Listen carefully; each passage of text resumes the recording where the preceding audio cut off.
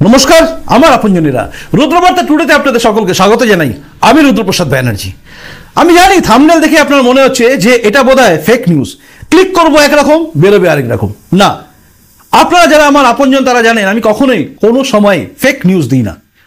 মন গড়া গল্প রুদ্রবার্তা বা রুদ্রবার্তা টুডে কোথাও আপনি পাবেন না। শুরু করা যাক। আমি আক্ষরিক অর্থে একদম ঠিকই বলেছি যে মমতা বন্দ্যোপাধ্যায় কিন্তু শুভেন্দু অধিকারীর কাছে আরো একবার হেরে গেলেন। আসলে নন্দীগ্রামের ইলেকশনের পরে মমতা বন্দ্যোপাধ্যায় যখন শুভেন্দু অধিকারীর কাছে হেরে গেছেন, তখনই প্রশ্ন উঠেছিল যে মমতা বন্দ্যোপাধ্যায় কম্পার্টমেন্টাল মুখ্যমন্ত্রী হয়ে গেলেন। তিনি কি পারতেন ভবানীপুর ছাড়া অন্য কোনো জায়গায় দাঁড়িয়ে জিততে? আমি জানি অনেকেই বলবেন তিনি হয়তো পারতেন না, তাই তিনি নিজের সেফ সিট নিয়েছিলেন। এ তো ইতিহাস। কিন্তু আজ আমি কেন বলছি, না কোনো নির্বাচন ছিল না কোনো কিছু, কিন্তু আজ আমি বলছি মমতা বন্দ্যোপাধ্যায় কার্যত শুভেন্দু অধিকারীর কাছে আরো একবার হেরে গেলেন।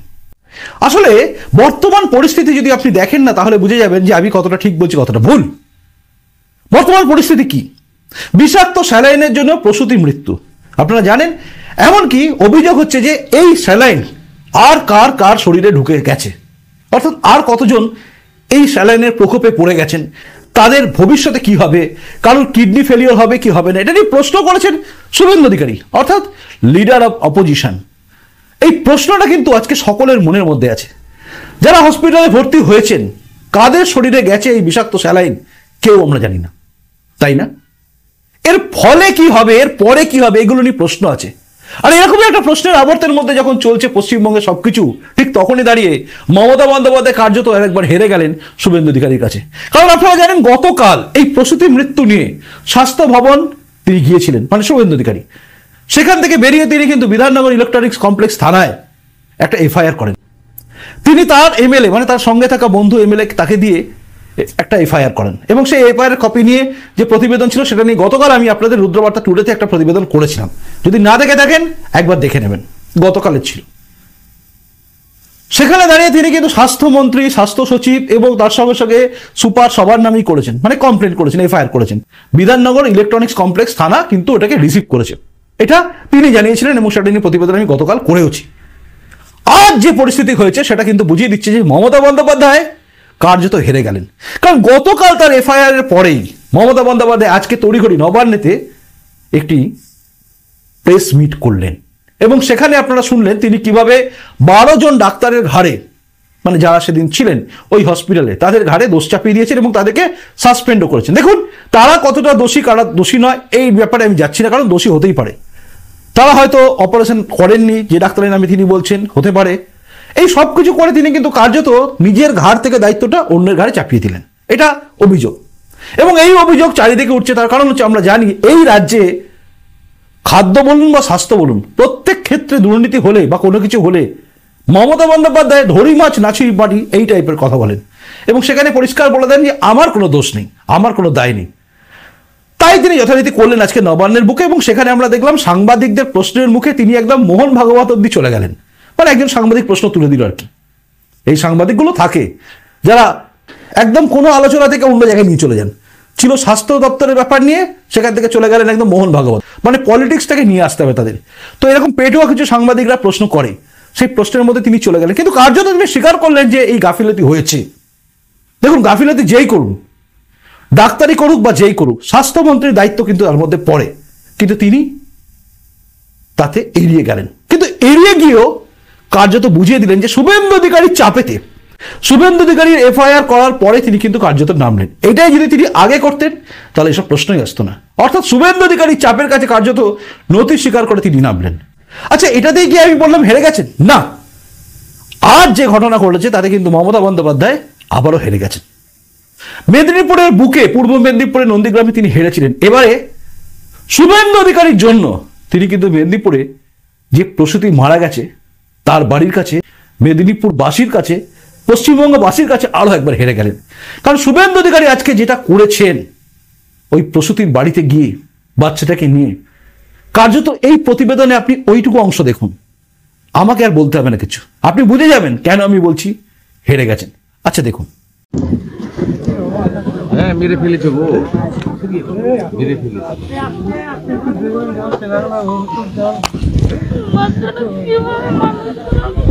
আমরা আছি কি করতে? এটা আমার দায়িত্ব, পুরো দায়িত্ব আমার।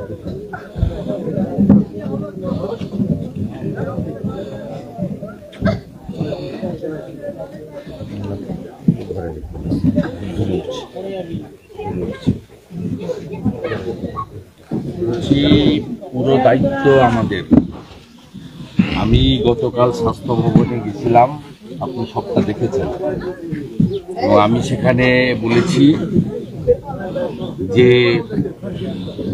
13ই ডিসেম্বর কর্ণাটক সরকার জানানোর পরে কেন এই ওষুধ সরকারি হসপিটালে ব্যবহার করা হয়। এটা তো অভয়ার মতো সরকারের দ্বারা খুন হলো। সরকারের দ্বারা চিকিৎসা বিজ্ঞান ফেল করতেই পারে, কেউ অমর নয়, কিন্তু এটা তো আমাকে স্বীকার করছে যে 13ই ডিসেম্বর নয়, 10ই ডিসেম্বর আমরা জেনেছিলাম। স্পেশাল সেক্রেটারি, আমি পোস্ট করেছি সোশ্যাল মিডিয়াতে, দেখবেন। এবং আমি তারপরে বললাম এই 4 জনকেই এই 20 স্যালাইন আপনারা দিয়েছেন গোটা পশ্চিমবঙ্গে, না আরো অনেককে দিয়েছেন? উত্তর দিতে পারেনি। এবং আমার বিশ্বাস কয়েক হাজার বা লক্ষাধিক হবে গোটা রাজ্যের সমস্ত সরকারি hospital, primary health centre, medical কলেজে এই 20 ওষুধ 10ই ডিসেম্বরের পরে প্রয়োগ করা হয়েছে। এবং বিশেষজ্ঞ ডাক্তাররা বলছে যে কিডনি নষ্ট হবে। আমার কথা নয়, আমি ডাক্তারি পড়িনি। এবারে বলুন, সরকারের কোনো দায়িত্ব কর্তব্যবোধ নেই? এবং কালকে আমি বলেছিলাম আপনাকে 50 লক্ষ টাকা ক্ষতিপূরণ দিতে হবে, কারণ আমরা সবাই জানি যিনি চলে গেছেন তাকে ফিরিয়ে দেওয়ার ক্ষমতা ভগবান দেয়নি। আপনাকে চাকরি দিতে হবে। এই বাচ্চাটার ভবিষ্যৎ কি হবে? আমরা তো আছি, আমরা তো সরকার নই, আমরা বিরোধী দলনেতা, আমি একজন এমএলএ, আমাদের সাথীরা আছে, আমাদের দল আছে, আমরা আপনার পাশে দাঁড়াবো। কিন্তু আজকে কলকাতা হাইকোর্টে আমাদের ডাক্তার বিশ্বপতি মুখার্জি এবং কৌস্তভ বাগচি অ্যাডভোকেট মামলা করেছিলেন গত সোমবার। আজকে সেই মামলাতে প্রধান বিচারপতি বলেছেন যে সাধারণ ক্ষতিপূরণ নয়, অ্যাপ্রোপ্রিয়েট মানে যথোপযুক্ত ক্ষতিপূরণ আপনার পরিবারকে দেওয়া উচিত। তাই আজকে এই 3-4-5 দিন হওয়ার পরেও আপনার বাড়িতে কেউ এসেছে? না, কেউ কোনো যোগাযোগ সরকারের পক্ষ থেকে চেক, সাহায্য? মদ খেয়ে মরে গেলে, বিষাক্ত মদ খেয়ে মরে গেলে 2 লাখ টাকা নিয়ে পৌঁছে যায় প্রথমে। আজকে 5-6 দিন হয়ে গেছে, বিডিও, এসডিও, ডিএম, সরকারের প্রতিনিধি আপনাদের কাছে কেউ আসেনি। এইসব জিনিস প্রমাণ করে যে এদের মানবিকতাটা কি জিনিস। যাই হোক, আমি আমার বক্তব্য এবং করণীয় কাজ করছি। বিরোধী দলনেতার যে কাজ স্বাস্থ্য ভবনে গিয়ে করেছি, আজকে কোর্টেও ক্ষতিপূরণের বিষয়ে উল্লেখ হয়েছে। বাচ্চাটার সম্পূর্ণ দায়িত্ব আমাদের, আমি সেটা পালন করব। আপনি শুধু মানবিক কারণে আসেনি, আপনি আমাদের ভারতীয় জনতা পার্টির যে পরিবার তার সদস্য। আপনার দেবাশিস রুইদাস, অ্যাসেম্বলি শালবনী, আপনি মেম্বার হয়েছেন 17ই ডিসেম্বর 2024। অর্থাৎ আপনি আমাদের পরিবারেরও সদস্য, অর্থাৎ আমাদের দায়িত্ব আছে, সেটা আমরা পালন করব। আর বাচ্চার সম্পূর্ণ দায়িত্ব আপনি বাবা হিসেবে পালন করবেন, আর আমি আপনার দাদা হিসেবে এই বাচ্চার সমস্ত অর্থনৈতিক দায়িত্ব আমি পালন করব। এটা প্রাথমিকভাবে রাখুন আমার পক্ষ থেকে। আমি আরো বাচ্চার নামে সার্টিফিকেট করে দিয়ে যাব, আমি পরে বাচ্চার নামে সার্টিফিকেট করে দেবো, যাতে এখন না সে করব। কোর্ট বলেছে সরকারও দিতে বাধ্য হবে। আমি কালকেই বলেছি 50 লক্ষ টাকার 1 টাকা কম নেবেন না। আপনাকে নিয়ে আমি অনেক দূর যাব, এবং আপনাকে 4র্থ শ্রেণীর চাকরি দিতে হবে, গ্রুপ ডিতে পার্মানেন্ট চাকরি। আপনার কাছে যদি অল্প টাকা দিতে আসে, চেক দিতে আসে, নিবেন না। আপনি আমার উপর ভরসা রাখুন, আপনাকে নিয়ে যতদূর লড়াই করার করব। কারণ অভয়া যেমন নার্সিং এর কাজ করতে, ডাক্তারি কাজ করতে এসেছে, মেরেছে তাকে হসপিটালের মধ্যে, এটাও one kind of murder by the সরকার, গভর্নমেন্ট। সরকার খুন করেছে।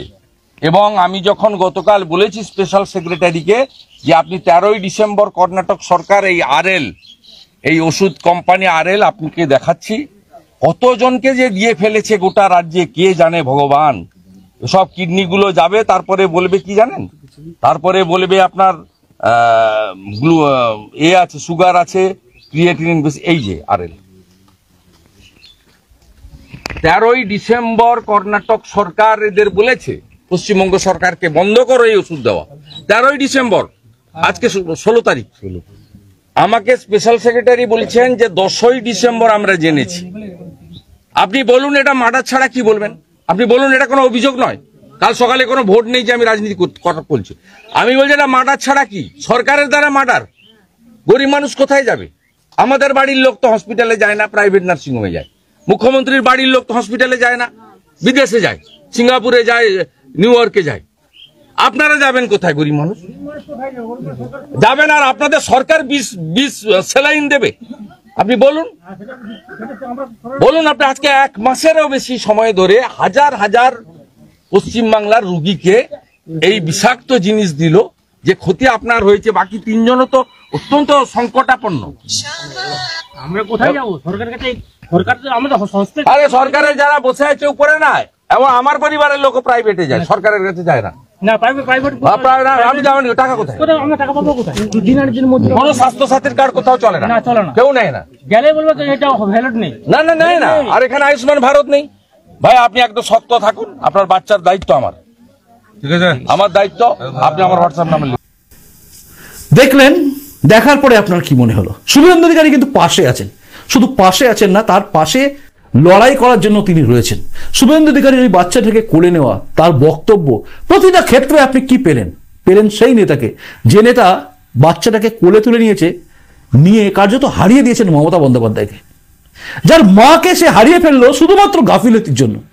একবার আপনি চোখ বন্ধ করে ভাবুন, ওই মেয়েটি যে আজকে পৃথিবীর আলো দেখতে পেল না, তার ফুটফুটে সন্তানটা রয়ে গেল। সেই মেয়েটির জায়গায় নিজের মেয়ে, নিজের বোন, নিজের দিদি, ভেবে দেখুন তো একবার আপনার বুকের ভেতর কিরকম লাগছে।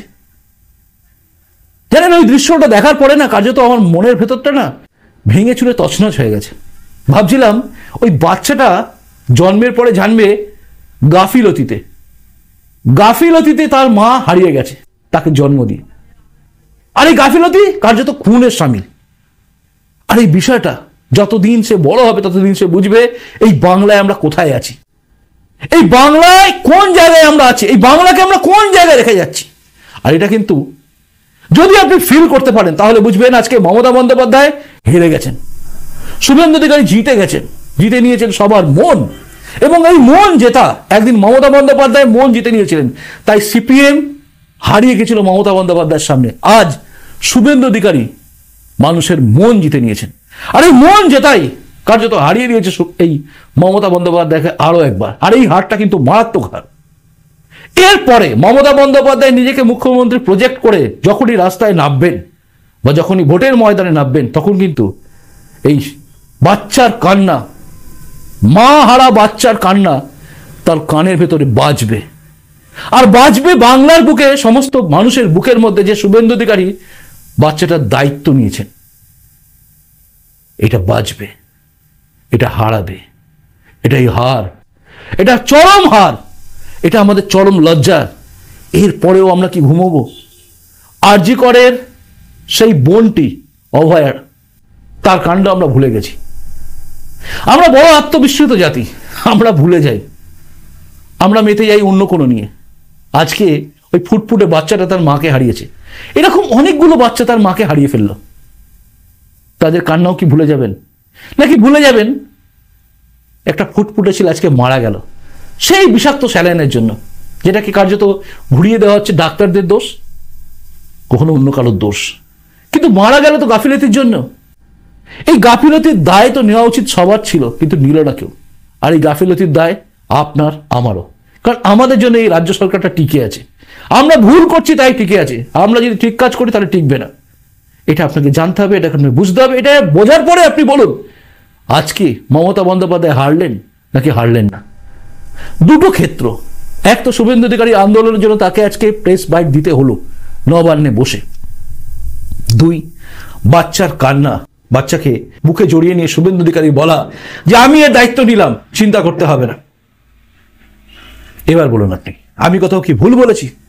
যদি মনে হয় ভুল বলেছি বলবেন, আমি ক্ষমা চেয়ে নেবো। আর যদি মনে হয় না ঠিক বলেছি সেটাও জানাবেন। আপনার কি মনে হচ্ছে একবার ওই বাচ্চাটার কথা ভাববেন, আর কিছু না। যদি মনে হয় প্রতিবেদনটা শেয়ারযোগ্য, শেয়ার করবেন। আর নতুন এসে থাকলে এই চ্যানেলটা সাবস্ক্রাইব করে আমার আপনজনে তারপর যাবেন। এটুকুই খালি বলা। খুব ভালো থাকুন। দেখা হচ্ছে আগামীকাল এই রুদ্রবার্তা টুডেতেই। নমস্কার। বন্দে মাতরম। ভারত মাতার জয় হোক। জয় হিন্দ।